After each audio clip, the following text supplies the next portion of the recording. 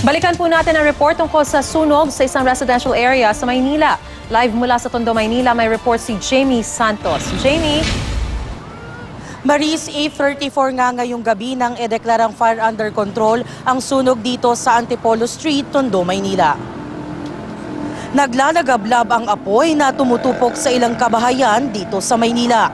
Kanya-kanyang pwesto ang mga bomberong rumisponde para apulahin ang apoy.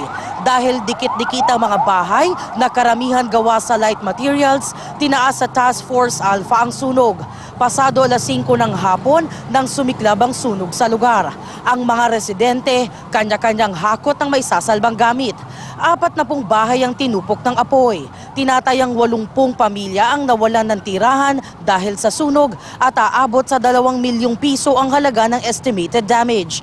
Ayon sa BFP, problema sa kuryente ang pinagmulan ng sunog.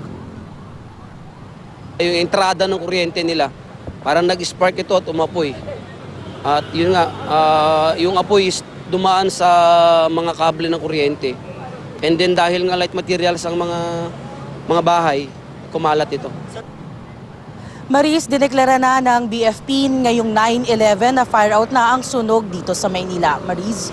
Jamie, maganda malaman na fire out na, no? Pero may binanggit ka na 80 families na apektado. Saan ngayon magpapalipas ng gabi itong mga nasunugan na ito, Jamie? May tulong na ba mula sa local government?